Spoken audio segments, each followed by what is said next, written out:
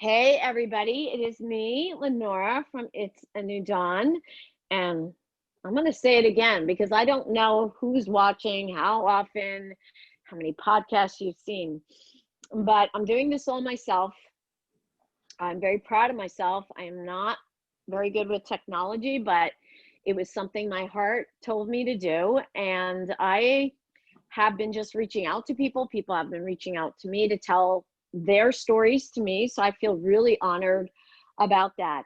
This one particular guest I have today, Leilanie, she is from Lavished in Grace and I say quote unquote because I have not met any of these people in person, but if you are a TikTok person, if you are somebody who is on TikTok, you do form a family there. And most of the people that I have talked with, I don't say interview because it is not an interview. I don't script anything. I don't write questions. It just flows.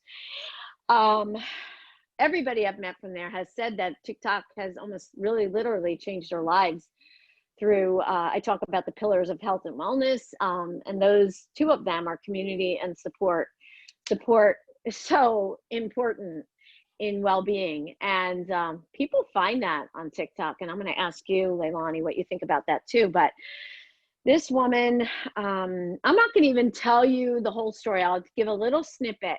What drew me to her was, first of all, the lavished in grace. I just thought that was beautiful, being lavished in grace and really appreciating that. And now that I've not know you, but have dived into all your social media, I know how much you love God, and you feel like you are very blessed, which I think you are, and you put your trust in the Lord, I think. I just love that name. Well, Leilanie has a husband, Michael, a beautiful husband who has MS, multiple sclerosis, and I'm going to have her tell her story because it's a love story. It's beautiful, and I want you to share with the audience. So here she is, Leilanie, and your last name is, I had it written down, Marianetti? Is that it? Yes, Marianetti. Oh, Yeah, wow. that's it. Okay. There we go. Okay. So take it away, Leilanie. Okay. First of all, Lenora, thank you very much for inviting me. It's a pleasure and honor to come share my story on this platform. So our journey began, I guess I met Michael in high school. We were, that was in 1986. We were high school sweethearts.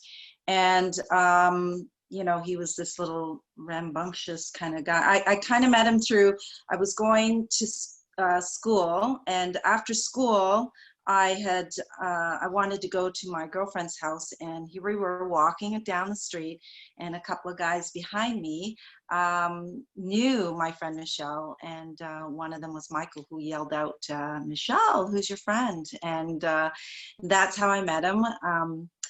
Anyway, we remained friends over the next 12 years, and in 1998, we started dating again. Wow, 12 years. That's a long time. So it is a long time. You didn't start dating until 1998? Well, we were high school sweethearts. So, we were, during those days, for me anyway, it was just a lot of talking on the phone and taking the bus together to go watch a movie or, kind of thing. Not anything serious. It was just like puppy love kind of thing. And, of course, high school, we ended up breaking up and going our separate ways, but we did remain friends. The funny thing is, Lenora, is when we broke up, he was adamant. He said, Leilanie, you'll see. We're going to end up getting married one day. You'll see. And I thought, you are only 14 years old. What do you know about marriage, right? And so anyway, like I said, we remained friends over the next 12 years. And then in 1998, we started dating again, and he was right. We got engaged, and soon after, I think 2 months after we got engaged, this doctor was like, we need to run some tests. The reason why he went to the doctor was because he seemed to be very, he's an active guy, and he was, stumbling over his own feet. He was complaining that he had back pain, just something was off. So he ended up going to the doctor to get some tests. And the one major thing that happened to him, though, other than tripping over his own feet, was he became blind in one eye. He had optic neuritis. And that is usually a red flag for something neurological that's happening. So off to the neurologist he went, and got a series of tests done. And then next thing you know, I went with him to his family doctor to receive the tests back. And they said that, I'll never forget his doctor's look on his face. It wasn't good news. And as I sat there beside him, the doctor said, "Micah, I'm so sorry. The test came back and you have multiple sclerosis." Well, we were stunned. I mean, I felt like, I can only describe it as, I felt like the floor just kind of opened up and I got swallowed in, and all I could think was, wow, here we were, a young couple ready to, venture a new life together, and this was such a shock. Like, it was just now uncertain, and it's just so scary. I remember just kind of like, like when Charlie Brown talks and it's no, and the doctor's like talking, but yeah, I can't hear anything. That's like a perfect description, because I feel that with you. Like, definitely blah blah blah blah blah blah blah. Yeah, it was just like that. And I couldn't process anything he was saying after he said that. I didn't know much about MS, and I just felt the burning tears go down my face. And here was Michael looking at me, kind of putting his hand on my leg, trying to comfort me. And I'm thinking, he's the one who just received the news, and here I am bawling, and he was just shocked. So, it was just, I'll never forget. It was just so upsetting. And of course, and MS is not, it's kind of rare. You may not, people may not think that, but it's fewer than 200,000 cases, US cases per year. Yeah. Which, I hear about it a lot because I'm a nurse, but it's not, it's labeled as rare. Yeah, you know what? I think Canada has one of the highest countries that has MS, and they say it's, linked to lack of sunshine a lot, because we have the winter. But makes a lot of sense. Yeah, we didn't really know much about it, but when you're first diagnosed with something like that, we ended up kind of not knowing how to deal with the news. So we kept it to ourselves, other than to closest family and friends. And after a lot of crying and a lot of talking about it, actually, he gave me the opportunity to leave our engagement. And I said, "How could you even say that, or even think of that?" And he said, "Look, this isn't a life you signed up for, so I totally understand if you want to back out of the engagement." And I cried, and I said, no. Because if the tables were turned, would you have left me? And he said, "Of course not." And I said, "Well, I'm not going anywhere." If anything, Lenora, I knew more than ever that there was comfort in me knowing that we were going to do this together, and I was going to take good care of him, and our faith was going to, lead us through our journey over the next, now it's been 22 years. So there's been, health battles and issues that stem from that, but we still continue going. And, I going back to when we were first diagnosed, I always thought, after a month or so of kind of letting all the news sink in, I looked at Michael and I sat there and we talked about it. And I said, "Listen, okay, so what are we going to do with this piece of information, really, that's changed the course of our lives?" I go and I looked straight at him and I said, "We could either sink or swim. Those are our only two choices, but we can't keep sitting here, being upset over this. Either we can sink with this and spend the rest of our lives, in sorrow, in defeat, which frankly to me wasn't a very good option, because who wants to live their rest of their lives that way? Or just keep swimming." We don't know Right. what the waves are going to be like day to day, but as long as we make that decision to keep on swimming and let faith lead the way every day, then that's what we need to do. And he looked at me, and when we kind of put it in that perspective, he goes, "You're right. I don't want to sit here and cry about it the rest of our Mm-hmm. lives or feel sorry for the rest of our lives. We're going to do it. We're going to swim with it. We're just going to keep going." And so Wow. that's Do what. you have a career other than your career or what you're doing now at your home? But did you Yeah. have like and what did he do at that time? So he was working at a factory where they produced, van seatings for Chrysler at the time. And so he had to stop working right away because his balance and working with machinery was just not ideal. The doctors right away Like said, "You have to." right when he got Yeah, diagnosed? yeah, because by Wow. the time he was diagnosed, he was already, losing his balance. And that's the last thing you want Wow. to do, is to lose your balance in a Oh factory. yeah. Right, right, Yeah, right. so I mean, he did try at home schooling with computers, but then that didn't work out very well because the finger extremities kind of wasn't, it was very stiff and was very hard. So I said, Don't worry, let's just take it one day at a time." And I do work. I work for an airline, and so I used to be flight attendant. But of course, Mm-hmm. when he was diagnosed, I didn't want to be flying in and out of the country. So Okay. I took a job with working at the airport with the same airline. And I had to stay part-time just so that I'm able to care for him during the day. And then when I come home in the evenings, I go to work, and then the kids are with him. So we have three beautiful kids who are Yeah, I now, wanted to you talk know, about your kids, but before that, like how old was he when he got diagnosed? When you were at he was the 24 years doctor? old. Okay, so what was the timeline like? Like, I know now you're taking care of him. I mean, and your Yeah. kids are taking care of him, but prior to that, like how long? I mean, what was the timeline like? I don't know Hold how to on a say second. the question. Like in the beginning, he's losing his balance and everything and stuff like that. You're really not doing too much for him though, right? But that's right. At the beginning, no, so MS is different for everybody. And he started off just, loss of balance. So he was using a cane. And then over the years, so it's 22 years now we've been married. So over the 22 years, at first he was using a cane. And then slowly the next few years, he started using a walker, like those walker stroller types.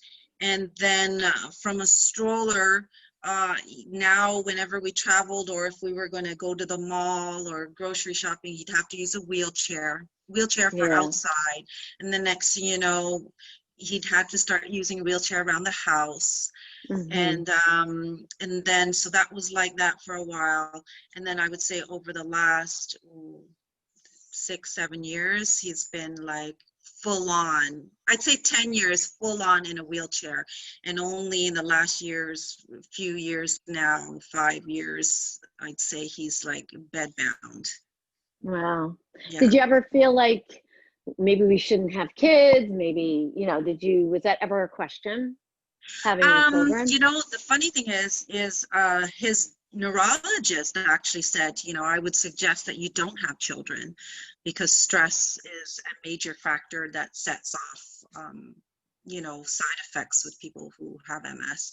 And when I was actually pretty shocked, and I thought, that's heartbreaking to a newly wed couple, Yeah. Mm-hmm. No, I never even thought about not having children because I thought, God is the author of life. If we're not meant to have children, then we won't. But I didn't want to not have kids. And Mm-hmm. now that I look back, I'm so glad we didn't listen because, they have been, and myself too, our pride and joy of one of the greatest blessings. I mean, Yeah. if it was just me and him, I can't imagine how lonely our life would be. And and it also takes away from just yourself. When you're busy with kids, you know what it's like. You have 5 kids, Five. Lenora? Five. Yeah, 5. You know, your life is really busy, and they're great kids. They have been there, and now they are, you know, also helping care for their dad, and it's really special to see kids. They do it very willingly, right? There's like no, I wonder, I'm gonna dig in there a little bit. Is there any other ever animosity like that? Are they ever like, why do I have to do this, or I didn't sign up for this, or, and I don't think that is true, but they are children, and you know, they're, Of course. if I see them on there and they look like angels, they look like, I'll be quite honest, Lenora. The answer is no. They have never complained. If anything, they're very protective. Even since they were like toddler, they've known their dad to be kind of in a wheelchair. I'll remember, you know, my kids, when they come home with their little drawings, you know, from kindergarten and stuff, they always draw the picture of the family, stick mom and, you know, their siblings, and there's their dad in a wheelchair. And it used to like break my heart. But they have always, even from the time they were younger, have always been protective over their dad. So even crossing the street or whatever. So even as they're, you know, as they were growing up, they were never, ever did they ever hold any kind of animosity or upset that one has to, you know, stay home to take care of their dad. We're very blessed, and I think maybe because they've seen such compassion from our side of the family, and they've kind of been raised that way, that they all look up. I mean, do they fight amongst each other, siblings? Absolutely. yeah, right. And I was going to say, this is, maybe this doesn't sound right, but this is like the best gift you could have given your children, because they are going to be the best husbands, wives, girlfriend, boyfriends. Their heart is going to be, their hearts are just, they're going to accept everybody. They're just going to be the beautiful people because of this challenge at home. Yeah, absolutely. You know, I mean, for sure, I could just see it in them, and I see it in you. But honestly, like I listened to one short little clip of something, I don't know if it was a podcast. I think it was something on YouTube. You said you go and cry. I think it was at the kitchen sink. That's where you do your crying, and I'm gonna cry because I can't even imagine what it must be like, you know. I mean, I love my husband, and I would have done the same thing. I'm married almost 34 years. And, you know, if that had happened, of course, I'm going to be there for you. Of course, I would never, but let's be real. It's a challenge mentally and physically and spiritually. So when do you have your time? When do you?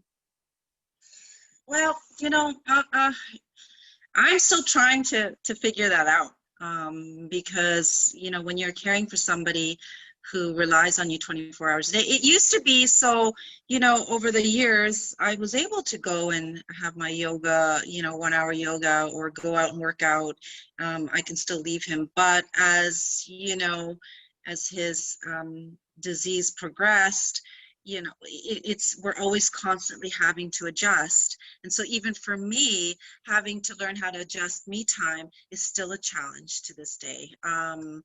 But you know what, my kids are older now, so if I need to like step out for a couple hours, or just, you know, it's tougher when they're in school, because when they're at school, they're all in school. It's just me and my husband. But I'm still trying to navigate my way through that as well, me time. But having said that, I'm very lucky, because, you know, he's my best friend, and we really do get along. And so when there's downtime, there's no place I'd rather be than to be snuggling up watching Netflix.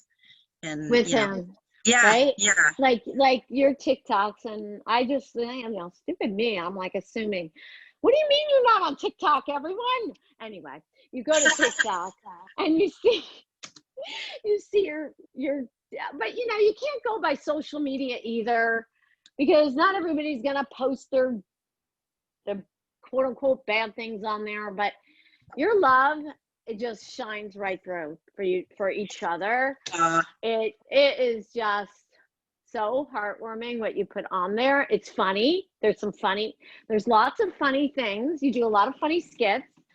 yeah. And he looks at you with these adoring eyes, and it's just so beautiful, and I love it. But it's like, maybe I just wonder how that is for you, because it's I always talk about, you have to be selfish to be selfless, take care of Yeah. yourself first so you can have the strength to take care of others. Yeah. So Yeah, what you see, of course, on social media, I mean, I post a lot of things that are funny and things, but I also do post things, mostly on my Instagram, about serious stuff too. So TikTok's a lot of fun stuff, and I'll share, the story that we have. But on Instagram, I also share, kind of like memoirs of what it's like to be a caregiver, those tough times, So okay. I do I don't share go on those as I don't well, go on 'cause it's Instagram as important much. to, let others know that in your times of struggle, you're not alone. There are people who are, who can, relate to your story. So for me, that was my purpose of doing Instagram at first, other than just, we all start up on Instagram just to share family stuff, whatever. But, I just thought my husband was so, he's my rock and inspiration. And I wanted my kids to have something to look back on. And so I thought, let me just start kind of journaling through Instagram, whatever we're going through. And at least that way, they have, and the next thing you know, it just kind of, people from all around the world was kind of like, relating to my stories, and people who had MS from like Germany and Australia reaching out and saying, Leilanie, thank you for sharing your story. I'm going through the same thing, and that you give me hope. And I thought, wow, this is more than just a little journal for my family. Yes. And did most of that come from TikTok?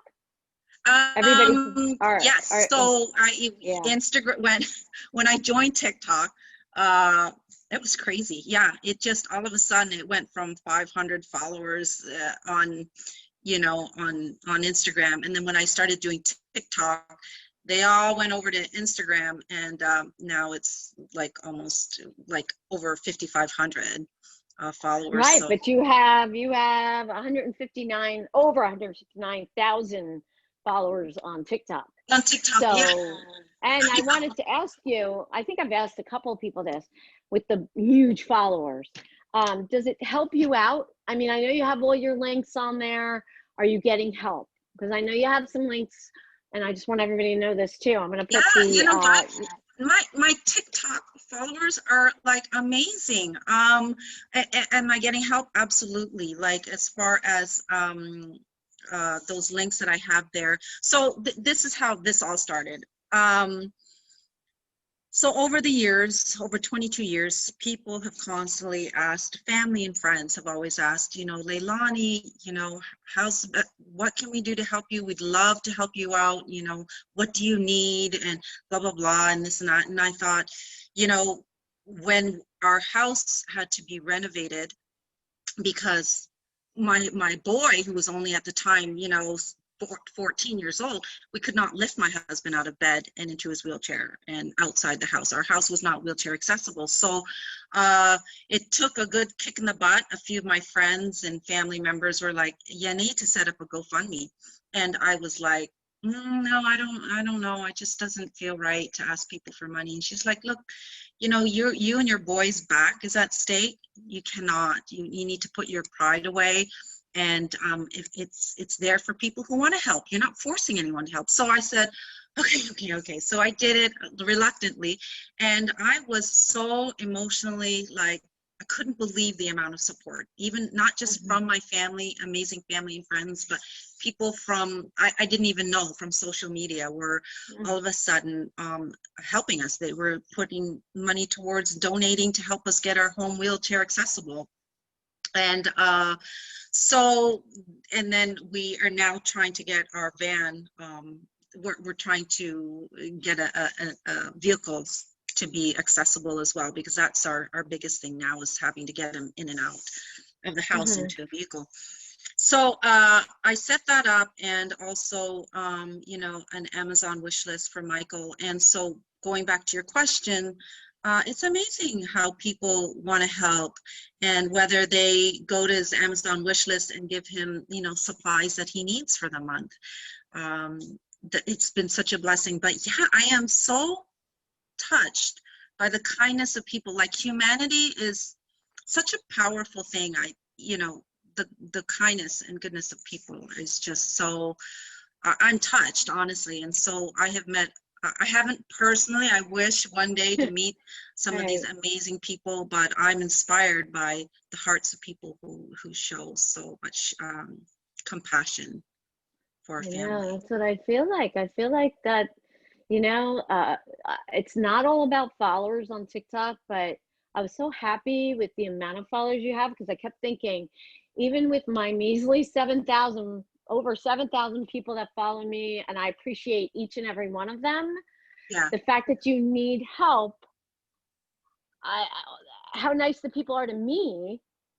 yeah, If what each one of those people gave even $1, that's going to help you out a lot. You know, oh it's yeah, you know, and absolutely. I do believe in the.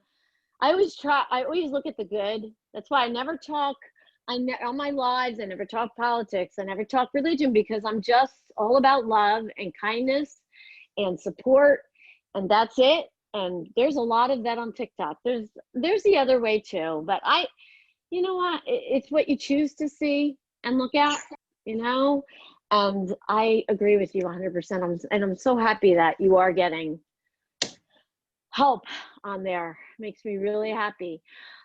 What stage is Michael at now? I mean, like, what's the prognosis? Yeah, so he's on a progressive stage now, but you know, here comes my faith. It's gonna come right in here. I do not like to put, I don't like to speak that true, even though yes, in the medical books that's what it says, but I always like to say that in God's book he has healing, he has favor, because I need to know that if we're going to live this life, we got to live it with hope and with faith, because I'd rather, you know, live life with hope and faith, other than to live life, like I mentioned earlier in the story, live it hopeless and defeated. Like, there's just no way to go on living life. Like, you can be diagnosed with whatever, but